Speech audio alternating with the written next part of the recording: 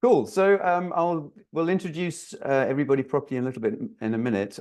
We'll start off with Mene from Ask Me, who's going to give us a quick update on what we covered in the original webinar. So very quickly go through some of those stats just to remind everybody how big a problem mental health is in the workplace.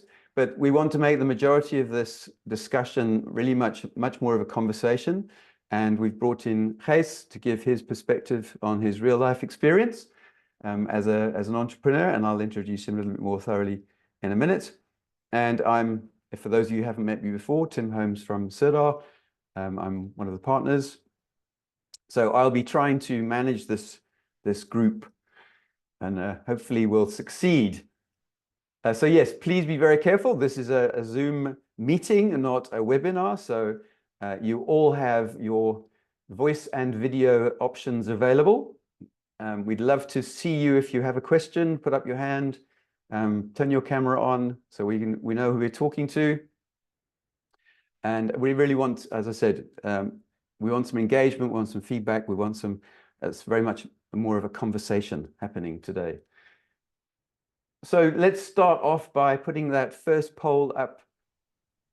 And what we want to talk about is just a quick mental health check-in. That's the topic, so let's be vulnerable. This is an anonymous poll though, so we won't see your name. You'll just get the stats. And we've got 2 questions, if you can just put that poll up. There we go. How long do you spend on your daily mental health check-in? And how would you rate your current level of stress at work? So let's do a quick check-in on the state of the people in this room. How stressed are you? Cool, nearly everyone done. Thank you. 3 more, 2 more.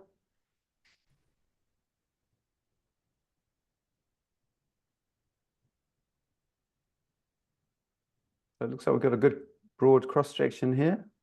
Last one, who's missing? Share results.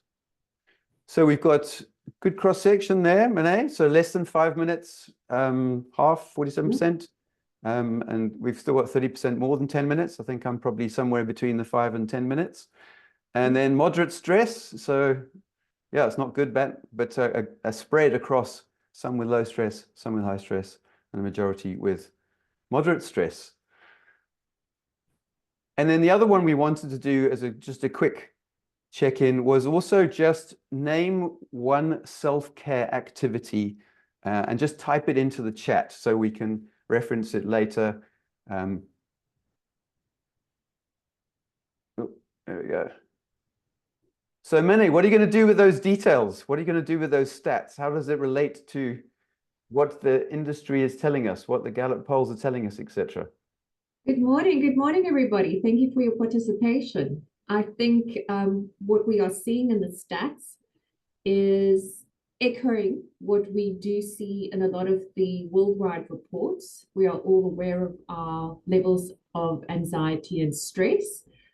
Stress is not all bad, so we shouldn't make this connotation that stress equals a bad situation or a bad negative mental state. Stress is certainly necessary.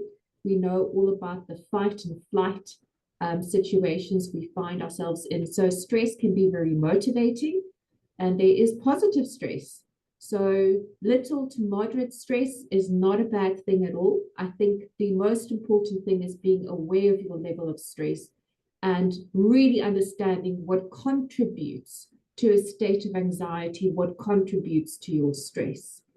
I am a little bit worried when we put up the poll and we wanted to understand how much time do you actually take to take care of yourself, to think about your levels of stress. 5, 10, 15 minutes is not a lot. There are 24 hours in a day. And the reason for the self-care question as well is to ask ourselves, do we know what it is that we can turn to alleviate some of that stress? 5 minutes, 15 minutes might be good during a working day. But in addition to that, what are we doing to alleviate that stress? So it absolutely does correspond to the mental state of the world. We're looking at the 2023 report here. We work with the mental health quotient. And as you can see, it does comprise of 47 different elements. So it does not only look at loneliness, at sadness, at anger, at anxiety, at stress. It looks at a number of different factors. And unfortunately, the mental state of the world is not great. It's different in different regions, but we specifically focused on Africa. South Africa, you can see the third lowest score at 50. This has been a trend over the last 3-4 years. I think this is the fourth mental state of the world report. You can see that the average mental health quotient or score is around 65, which means that individuals are managing levels of stress. In South Africa, we're below that. We're at 50. There's a score there for India, Angola, Mozambique. You guys can have a look at that. But we need to be managing stress. That is the position we want to find ourselves in. That is a positive position. As I said, it can be motivating. It helps you with your goal setting. Yeah, I was just seeing when we're going through the stats, so the entire group of all of those surveys on average come into that managing stress box, which doesn't really sound like a very healthy place to be if we're just surviving effectively. And only 38% are actually sort of thriving or succeeding. Something's got to shift. We can't. This is not sustainable. It's not sustainable, and we may need to make the shift from managing to succeeding, because in the succeed and thriving box, it doesn't mean that you have no stress. It means that you have the ability to turn that stress into something which is positive, which is a driving force. Now, if we look at the comments, when we asked, what are your self-care activities? We're looking at meditation, Shanae, Pradeep saying yoga, hiking for 2 hours twice a week, walking, journaling, praying. I literally raise early before business of the day and reflect and plan for the next few days. Breath work, exercise. So it's interesting that a lot of your self-care activities also relate to physical well-being. But it's really good to understand yourself and to identify what you are able to do to turn that stress into something positive, or to be able to alleviate that stress. And another stat here, Tim, 25.7% of South Africans likely depressed. This is a focus on South Africa, but a very interesting white paper released by BITS and the MRC. And alarming, really concerning. Yeah, and we had a conversation about this last week before we were prepping for the session, and I suppose our question from the other members of the panel was, this sounds quite low compared with the reality we're living with, and the friends and colleagues and whatever. It sounds like, or feels like, it's probably a lot higher than 25%. But it would be interesting to find out from colleagues on the group here why they believe that this could be low. I mean, any thoughts from anybody in terms of why we think this is low and that it is more prevalent? In our first session, there was a video we shared that spoke about culture. So I wonder if anybody could tap into the thought around culture and the role it plays in actually talking about depression. Yeah, and there was also something I saw there that I'm not sure which survey it was, but employee engagement equals hope for the future. And I think particularly in this country, we've had so much bad news, and I'm not sure how strong that hope for the future is, which is going to definitely make people a little bit more susceptible to anxiety, depression, worry, all of those other things. And this year in particular, we've just had elections, national elections. And how has that, again, contributed to levels of stress and perhaps worry on the part of employees? And again, Tim, that goes back to engagement. So what are we communicating to our staff in a time of a heightened societal anxiety? Are we saying to our staff, our business is doing well, Are we sharing some success stories? Are we giving them a message that solidifies the stability that they need in their work life? Because from a social or personal perspective, there might be a bit of turbulence. So for me, it's always about that engagement and what can we do to anchor down and to give them that sense of stability at work. Yep. And then we wanted to make sure that this was a much more of a board-focused session. And there's just that last scary slide of the impact of this is huge.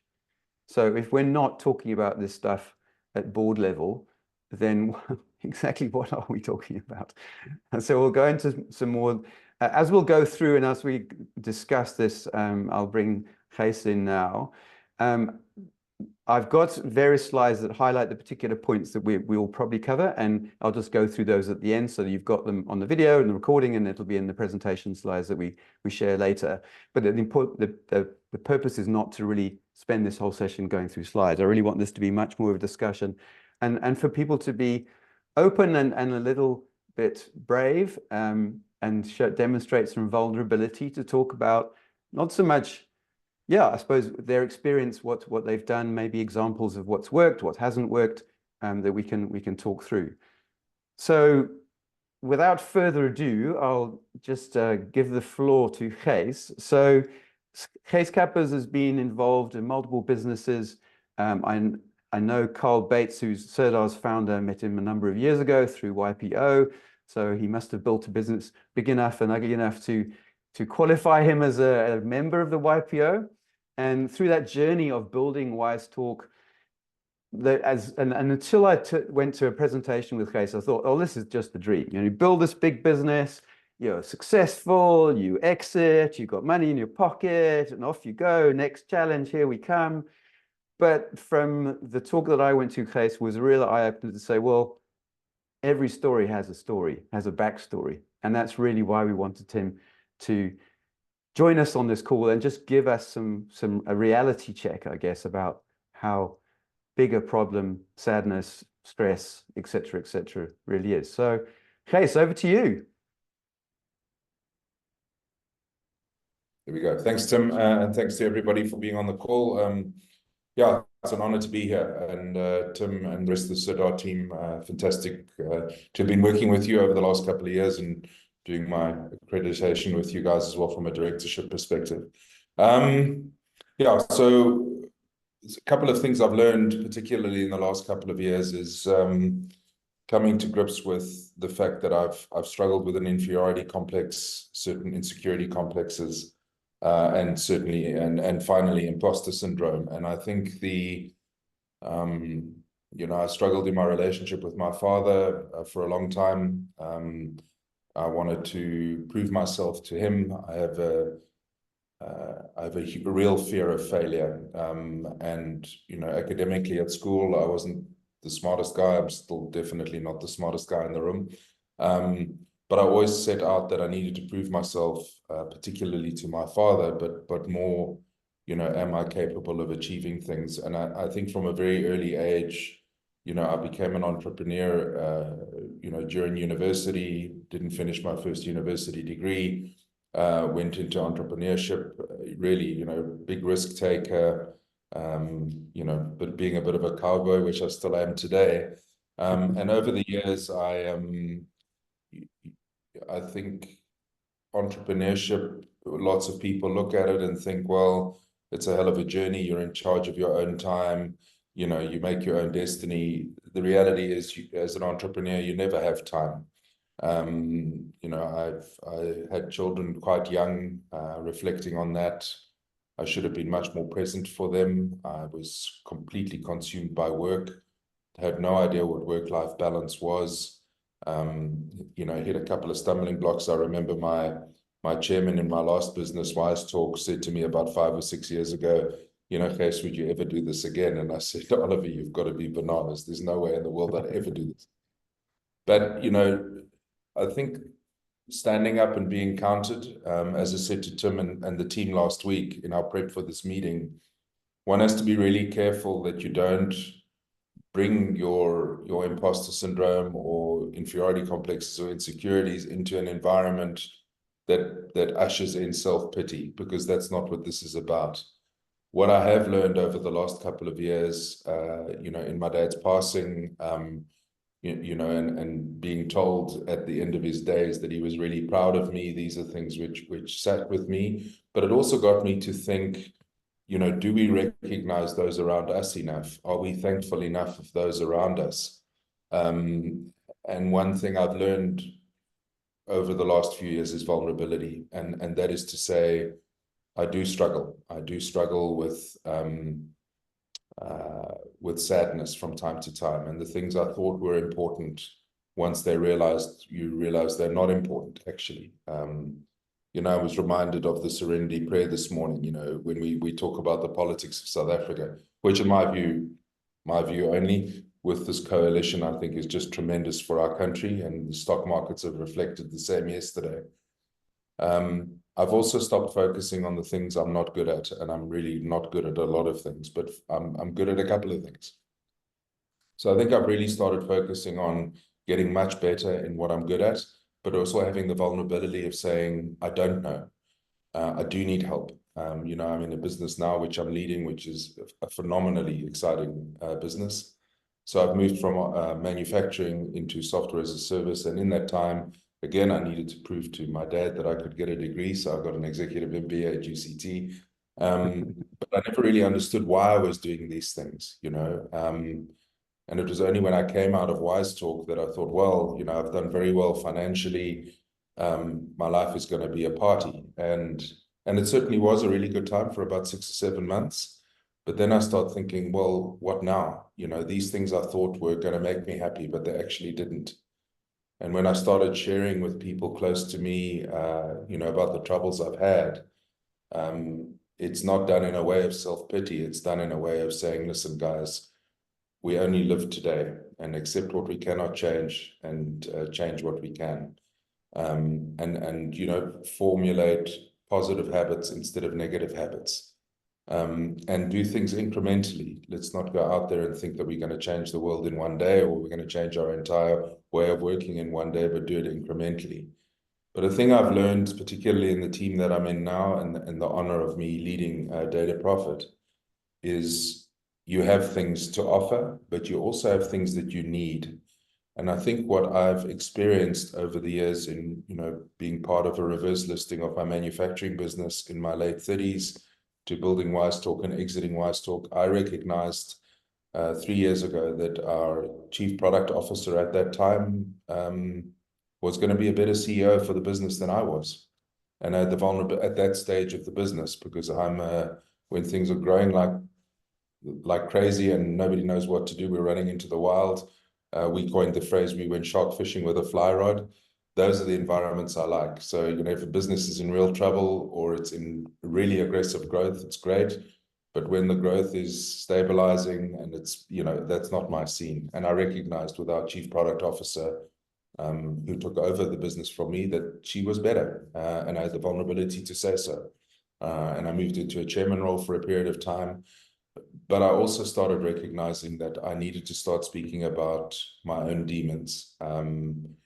Not in a way, again, for self-pity, but just so that I feel that boards today, they're there to come in for an hour or 2 hours once a month.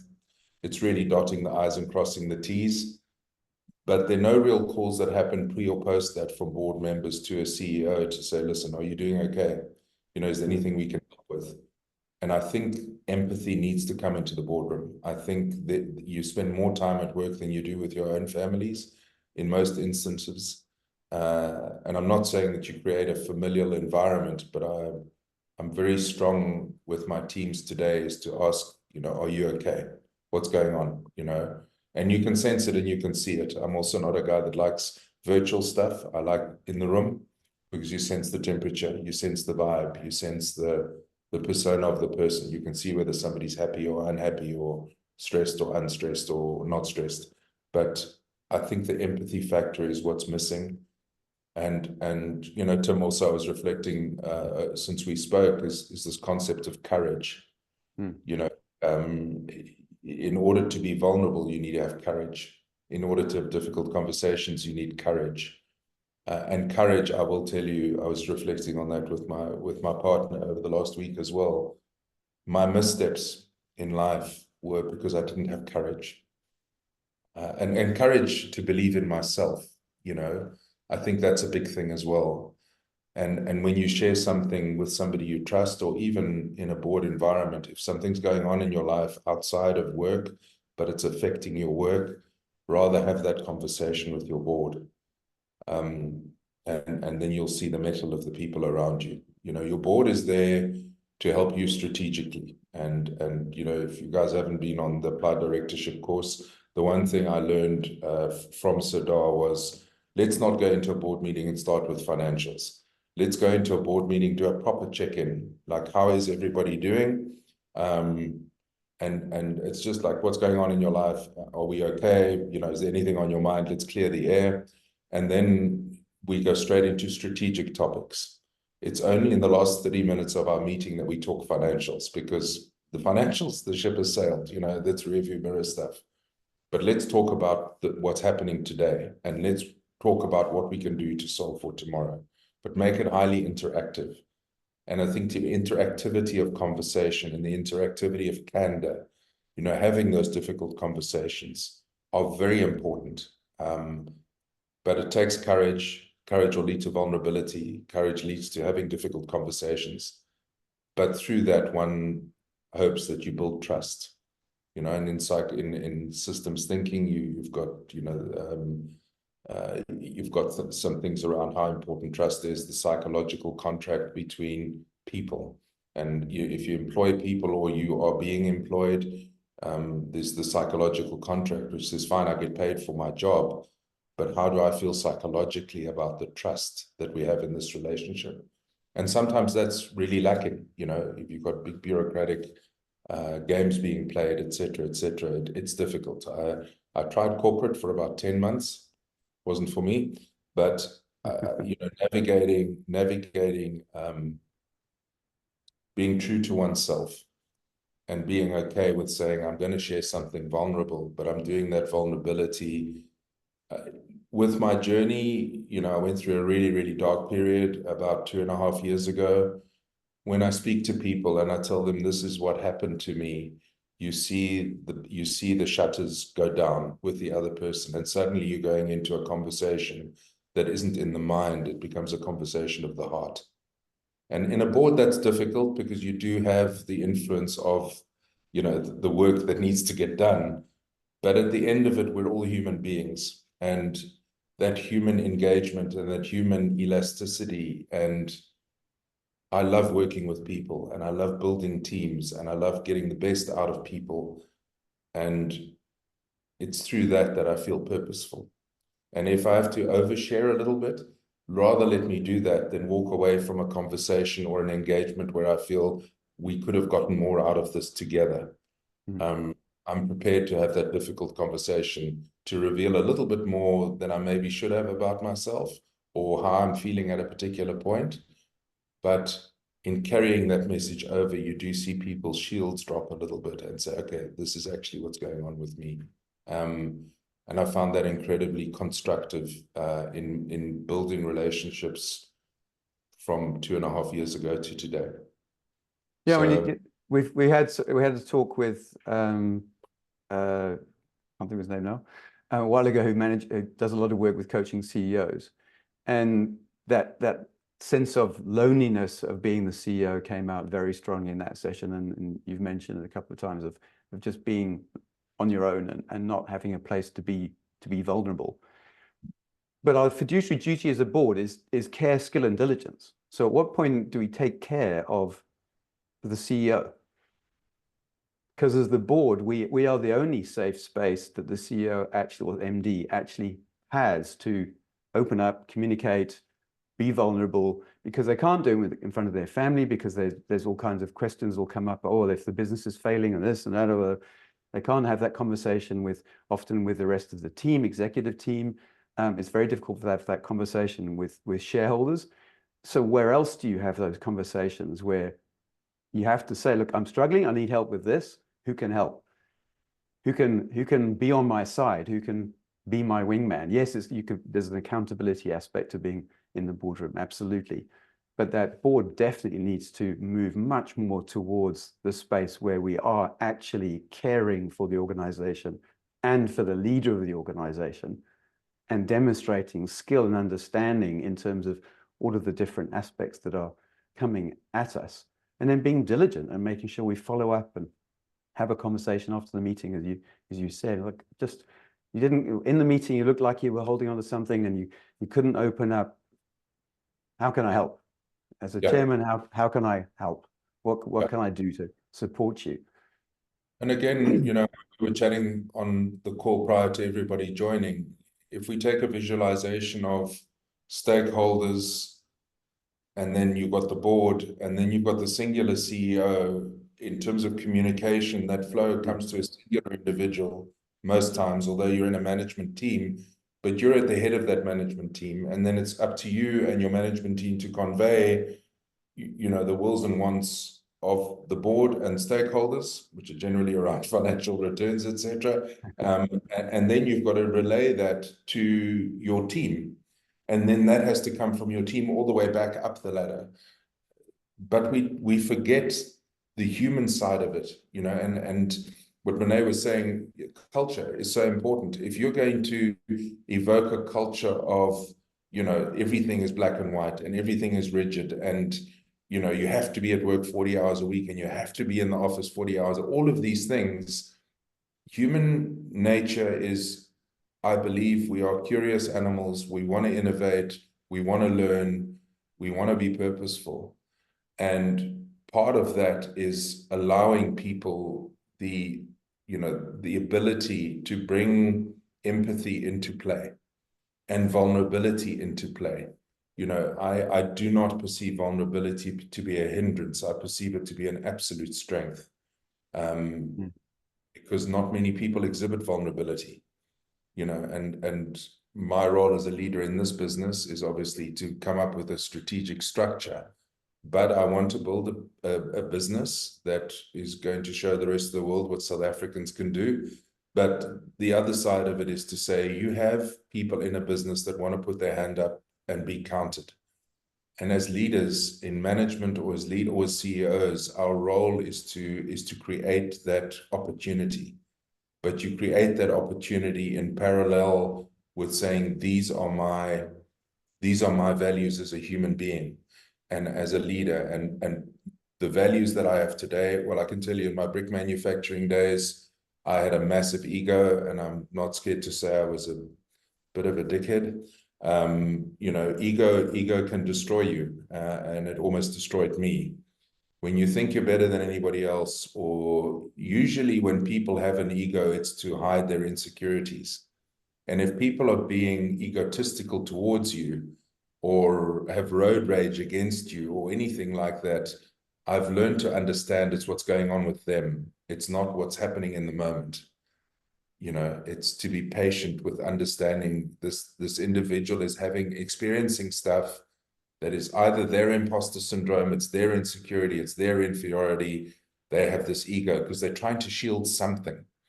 You know, and you know, Tim, you know, when I had my manufacturing business and we reverse listed it in 2008, you know, driving fancy cars, expensive properties, expensive holidays, and then the global financial crisis hits. And within 10 months, I closed 9 factories out of 19, retrenched 300 people. And I remember going to one of my factories in Atlantis, and a guy I'd worked with for 15 years said to me, "Meneer Kappers, wat gaan ek vir my vrou sê?" And Atlantis, we all know, has got one of the highest unemployment rates in the world. And I took 80 people out of their jobs.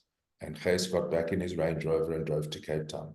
And I wept all the way back home. I said, "Guy, this is not what life is about.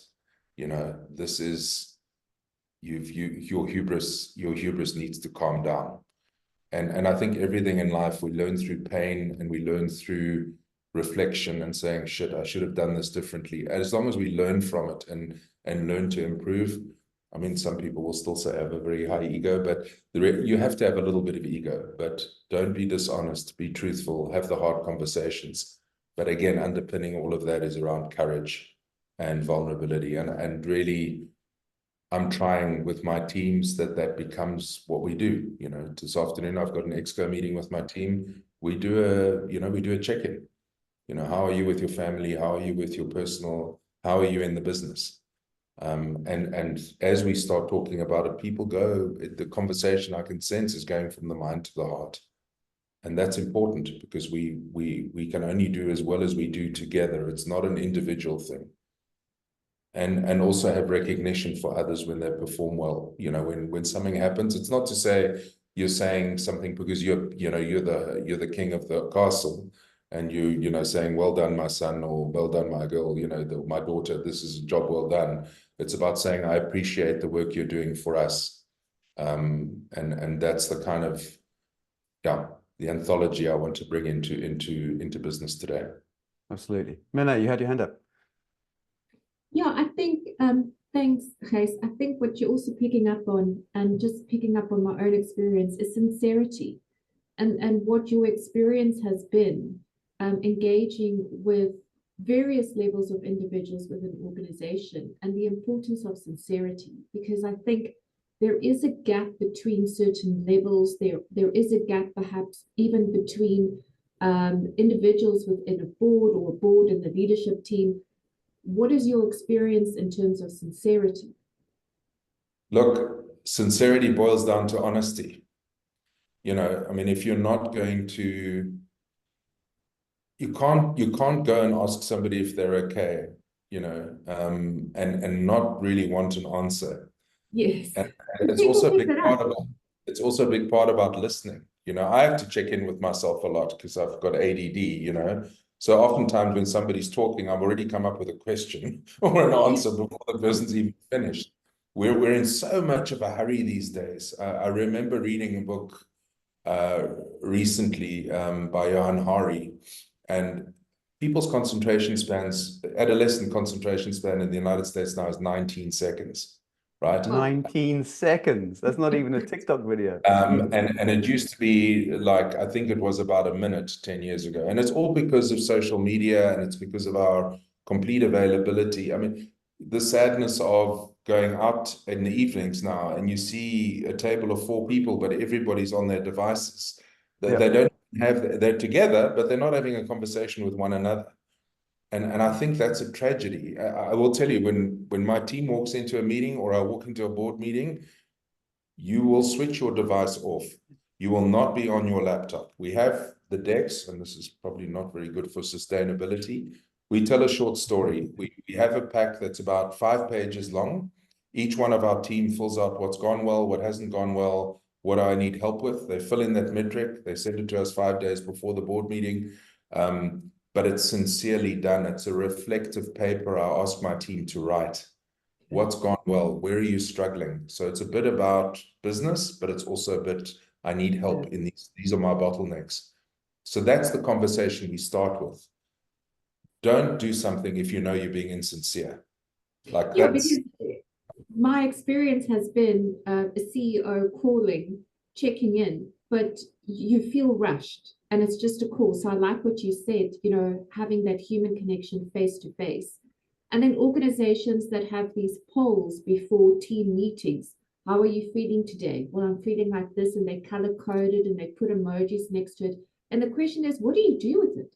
You're asking me to complete it, but what does it tell you? What do you do with it afterwards? And what change are you bringing to the business? It's the same since coming into Data Profit. We've formulated a 3 horizon strategy: the work of today, the work of tomorrow, horizon 2, and the work of the future, horizon 3. But strategies are usually fantastic. You know, they're out there in the ether. But I'm disciplining our teams to say, I want progress. From each of you, I want to know where you are along this 3 horizon strategy. Because make no mistake, I am a high expectation individual. If you've told me something, deliver on it. Don't not deliver. If you struggle with the delivery time frame, then come in, then we talk about it. I'm not saying that you become soft on things you need to be hard on, but I think the things that you need to be softer on, to your point, Mene, is around sincerity. I remember with Wise Talk, you know, during COVID, it was really, really difficult.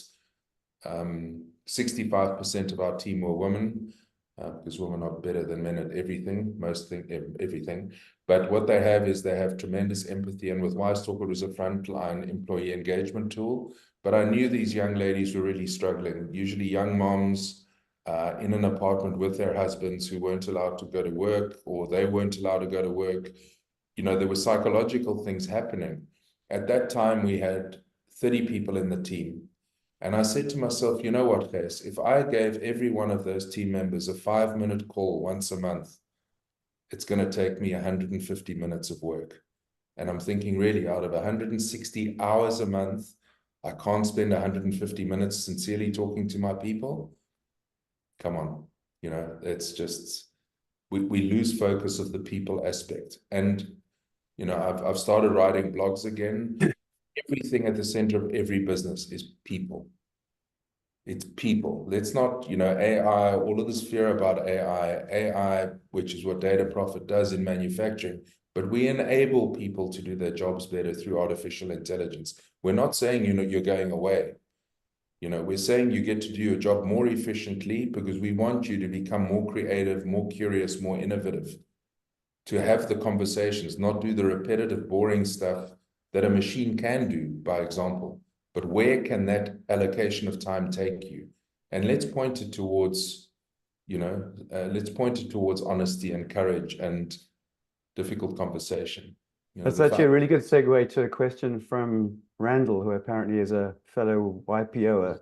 yes. And I'm also a member of EO, and he's talking about the concept of the forum. So a lot of people in my group call it their board for their life, because no one's allowed to judge someone else. You have to be vulnerable. You have to be open. You have to do your deep 5%. It's a closed group.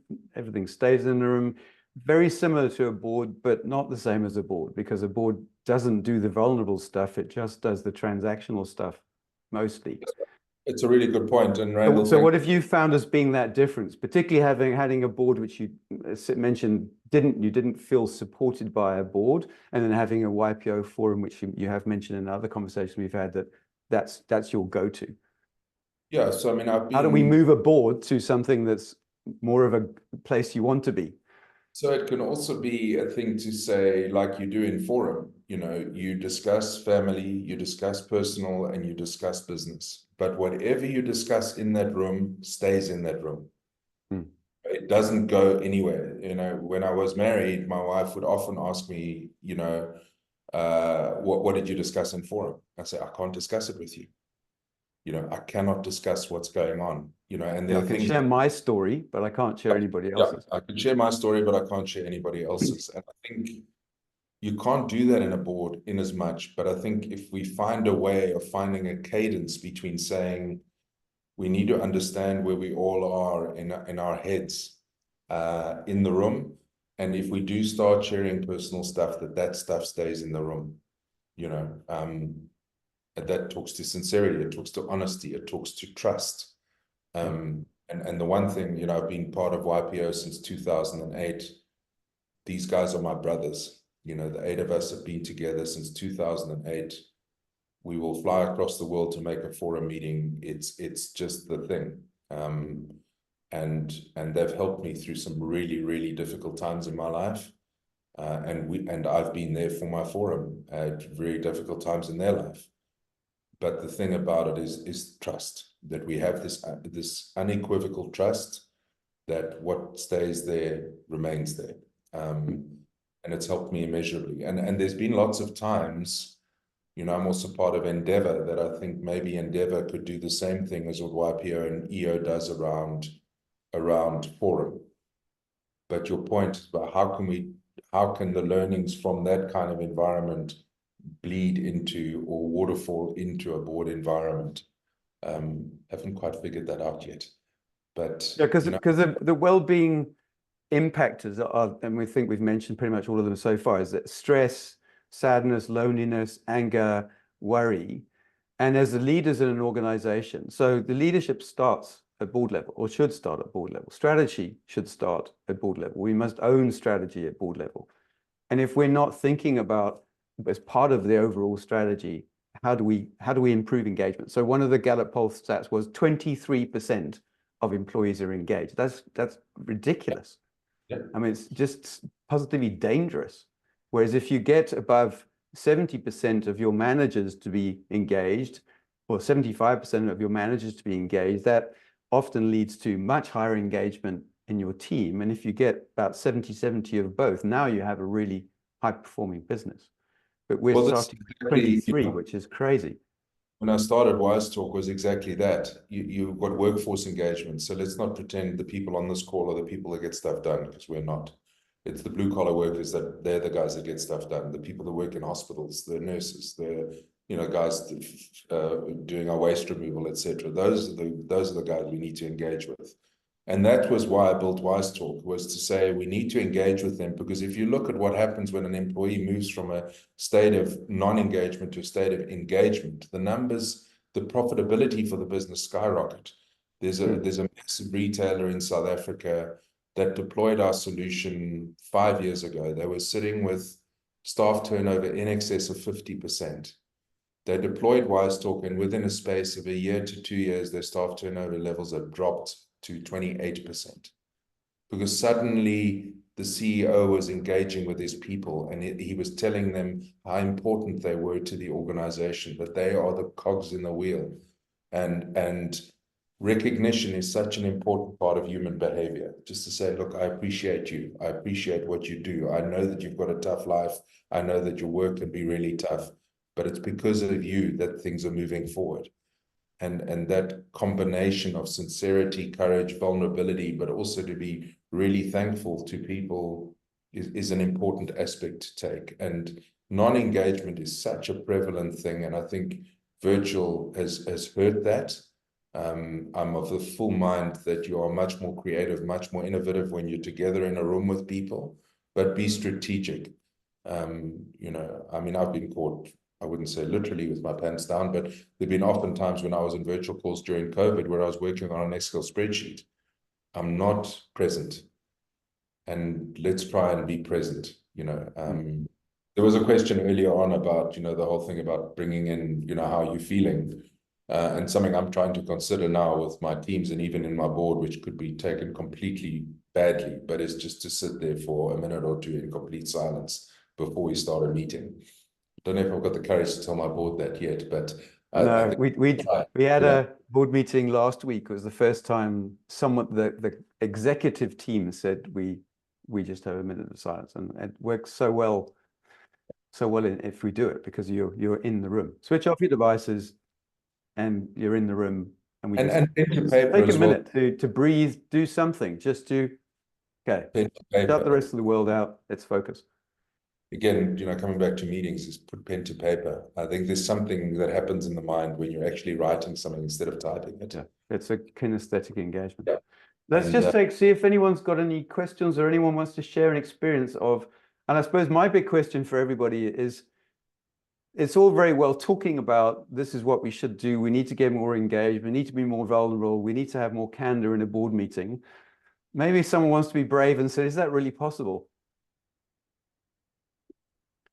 Now, Ashton, you've switched your camera on. You're front and center. You're going to have to answer the question. Yeah, well, all that talking about engagement, I thought, you know what, we should switch on the cameras and be more engaged in this meeting as well. But I was just thinking, you're talking about engagement. I remember when I was in China, we implemented the Gallup Q12 process there. And it was really amazing, so it was a Dutch company in China manufacturing large offshore equipment. So the culture differences between Dutch and Chinese is just massive. So you can imagine the kind of like environment that it was.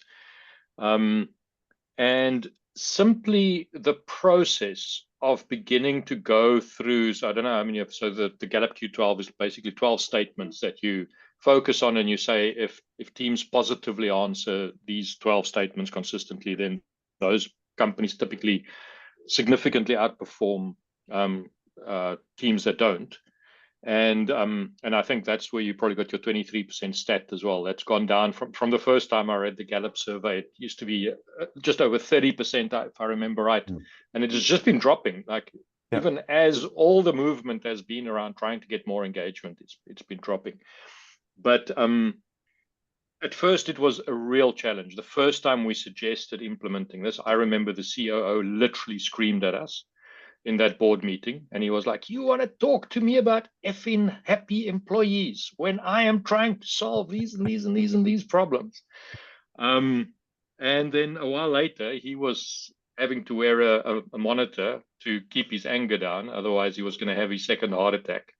And he started engaging with these things once we actually started having these conversations. And it was really amazing to see the change in just in the culture and the business already had a pretty good culture for considering who and what they were and where they were working. But there were these outliers like that specific COO. And it was amazing to see the change that began to happen. And the impact that has not only on the productivity, but on the wellness of people in general has been just amazing to watch. Yeah, one of the other interesting pieces of information in that Gallup poll was talking about how a lot of these engagements of trying to improve engagements of trying to improve engagement, but these exercises of trying to improve engagement fail and actually make the situation worse. And I think it comes back to what Kay says about, is there sincerity, and are the leaders leading by their actions, or are they just implementing a process and the process is going to solve all my problems? Because there's a massive difference. And if we're going to be properly doing our jobs as directors, we have to demonstrate leadership. So in other words, we have to be fully committed and involved in doing the engagement. So have we changed our engagement with the CEO? Has the CEO had changed his engagement with the rest of the executive team? That's where it's going to come from. And it sounds like because that person had a health issue and started to realize this thing was a bit more important, there was probably a little bit more commitment from him as an individual to make sure the rest of the organization bought into the concept too. So yeah, I think if we get back to what our role is as a director and actually do that bit properly, part of that is engagement. Part of that is being vulnerable. Part of that is supporting the CEO and holding them accountable. And all we need to do is get that right at the board. Get that right at board level. Then we can translate it down to executive level with a far higher probability of success. Because otherwise what happens, and I'd love to hear an example of anybody who's been through this, where executives are looking up going, they're telling us to do this stuff, and they are not doing any of it. They're not leading. They're not following the values of the organization. They've got all kinds of conflicts of interest. They're not pitching. They're not reading the board papers. I know I submitted that 10-page board paper. I spent hours to do it, and no one read it. All of those things are happening. So what happens? Executives become more disengaged. Their teams become more disengaged. So it just filters down. It filters down fast. So was it actually something to do with the CEO changing their mindset that made the difference, Ashton, or was that just coincidental? No, I think there was definitely a mindset that changed. So the COO and the chairman of the board at the time were both good friends, both very operational, both very anti any soft skills. Yeah, they were soft skills, mamby-pamby, happy, la stuff. Yes. Yeah, the hardest of the tough offshore Dutch. These are the kind of, like the guy once said to me, somebody arrives for a job interview and he asks for milk in his coffee, then he can sit in the foyer and finish his coffee. If he asks for tea, he doesn't even need to arrive for the job interview. So toughness was very high on their priority list, and it had to be a matter of them beginning to experience some of that pain themselves. So as you say, like actually their own health problems in both of their cases had them begin to see, actually our exco is struggling with the things that we're not willing to face, and then that began to open the door, and then to say, let's actually do something about this throughout the organization. Does it not also tell the rest of the company that there's a willingness to change, you know, as a director, there's some things I need to do to change, and I need to learn to do things differently, because it is learning, right? You know, what I'm doing is working. It's not working. You know, you look at directorships today or big companies, very few of them have a, you know, like, what do I call it? I've lost the word, but, you know, just in terms of if something happens to the CEO, you know, who's next in line? Succession planning. Contingent. Sorry, yeah. So, you know, do we look at that kind of stuff? And if we are placing CEOs under so much pressure that they're actually going to burn out in a couple of years, you know, are there different ways of looking at things? And can we learn about those new ways? You know, test it. You don't need to, again, we're not looking to move heaven and earth, but do it in small wins, you know, little positive habitual changes. What can that lead to? And if people see those positive changes, to your point, Tim, it will trickle down to the rest of the company, you know. And I think what it evokes is to actually saying, I'm seeing a different approach happening. My directors are learning a different approach. So it's not only that they're doing things differently, but they're also learning, you know, and maybe the things I need to do as an individual or an employee, that I can learn to do things differently. Yeah, and so often we either don't have clear values as an organization, or we have something like employees first, but anyone who tests that, it's like, yeah, right. So it's, are we living up to what we're saying? That's actually what we need to be doing, and that's what leadership should be, particularly at the top. We're saying this, are we doing it? And do we believe it? You know, are we living it? Yeah. Yeah. And are we living by our truths? You know? Exactly. Anybody got any examples of where, there we go, initiatives from CEO chair can be positively disruptive? That exemplary practice is good. What triggers a move to bigger play, a culture change initiative, culture changing investment tools, policies, training? Yeah, and that was one interesting that came out of how do you reduce stress and how do you reduce some of the worry and anger and whatever. It was just, is give people the tools they need. So if we're not investing, and the comment was that they're seeing the company invest in whatever they're investing in, but they're not seeing the company investing in the tools that make my job easier.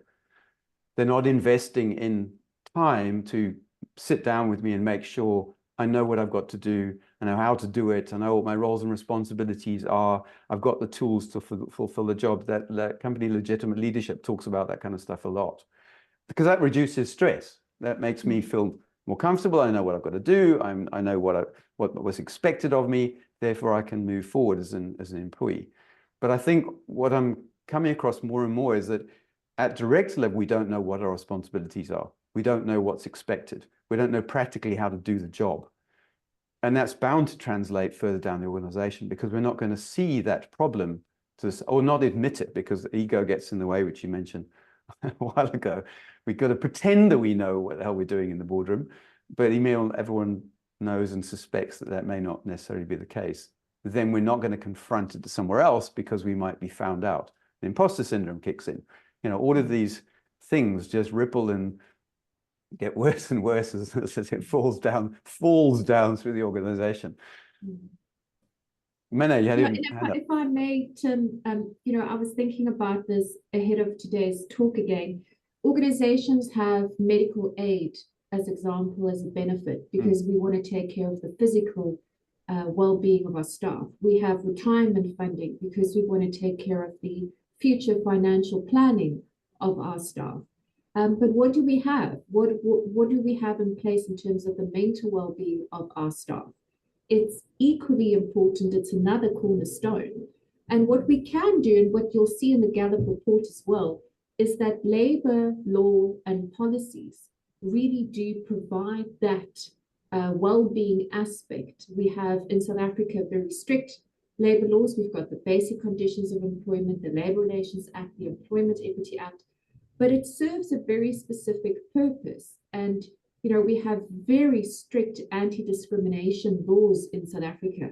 Any form of harassment, victimization, bullying, and that speaks to the mental well-being. but it's sometimes too reactive.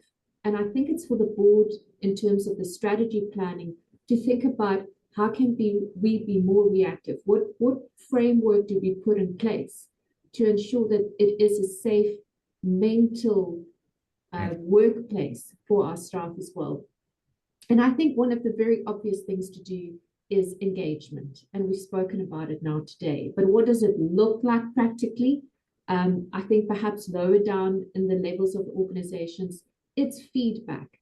I mean, in the work I do, a lot of HR, employment equity, skills development work, the fact that people still don't have a job description is quite shocking, because I'm going to work on the assumption that I'm doing a brilliant job. And then when I do eventually one day get feedback from my manager, he thought I was doing 20 other things and I didn't know I was responsible for it. So that lack of feedback it creates a struggle. It creates a block between the expectations of the manager and the reality of the working performance, but we never sit down. We never discuss it. You never give me feedback. And that's very important. Yeah, and just to add to that as well, is it's all good and well for you to sit with your management team and your board to discuss and sign off on strategy. But how many leaders let the whole organization know what's happening?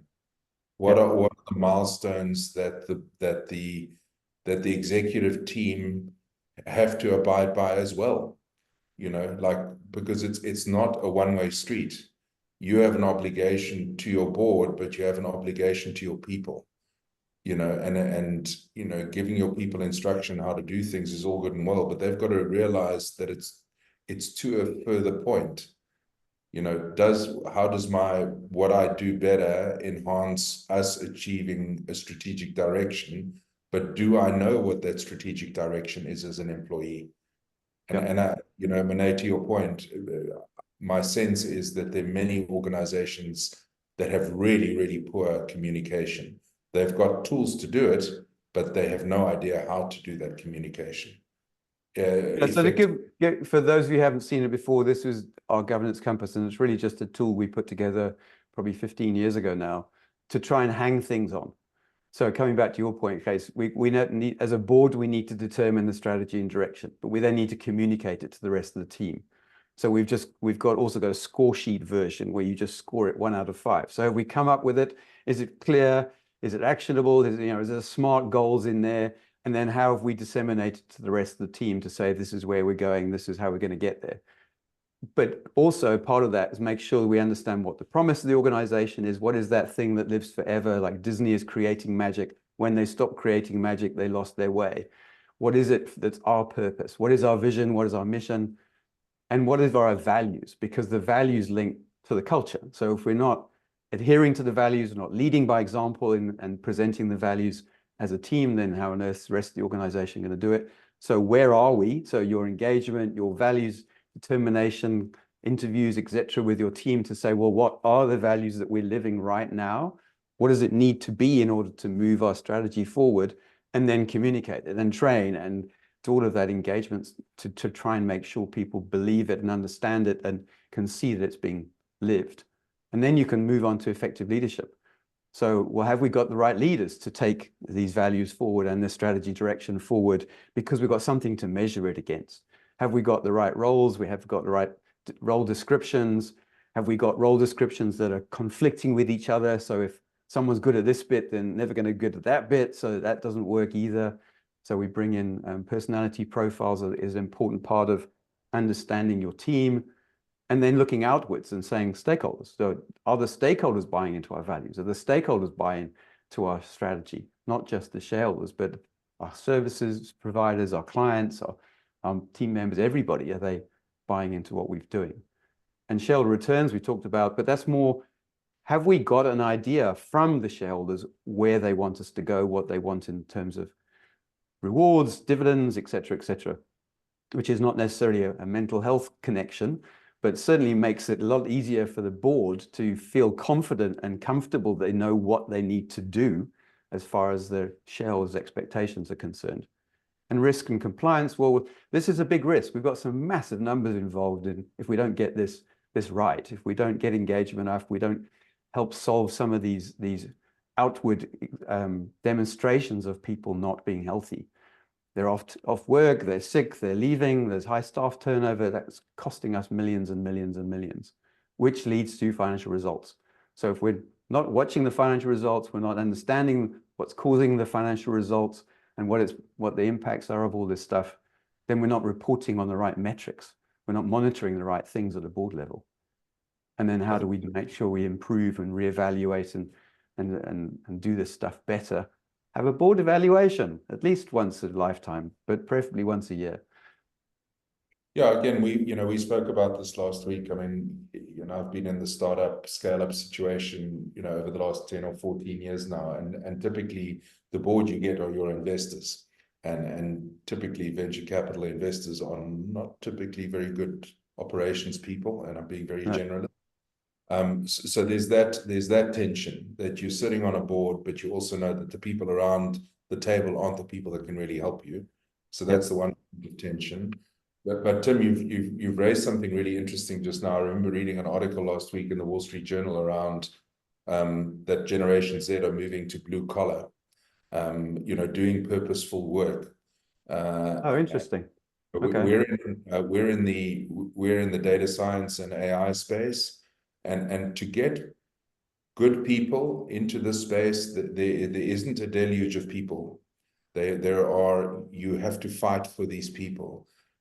For the acquisition we've done on a people perspective in my previous business and in this one, is that it has to be seen as something purposeful, and that they're part of achieving that purposefulness, and that it isn't just about the salary.